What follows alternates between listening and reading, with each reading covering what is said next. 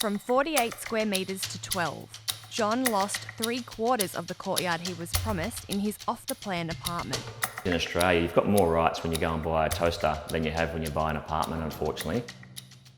Put yourself in John's shoes, a father of 3 from Kogarah who bought an apartment off the plan in JQZ's new development, Ramsgate Park, in March 2017.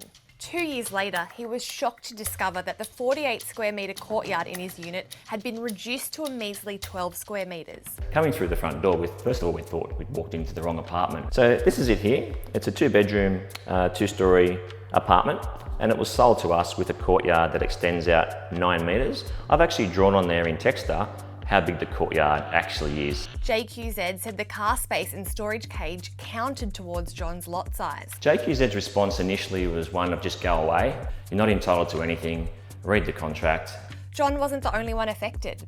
Several of the buyers from the 535 apartments sold at Ramsgate Park were less than satisfied when they saw what they had purchased. Very disappointed. We purchased this one in good faith back then. They also said you can't rely on any of the marketing material that we had during the purchase, which is 2 brochures, the draft strata plan and the model diagram was shown in the display centre.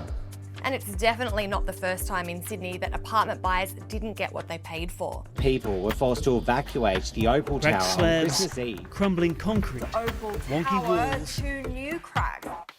In 2019, 60% of off-the-plan apartments in Sydney and 53% in Melbourne were valued lower than their contract price at the time of settlement. In the past, dodgy off-the-plan apartments have been let off the hook by increasing property prices. This has been happening for many years, but it's sort of been covered under the cloak of properties going up.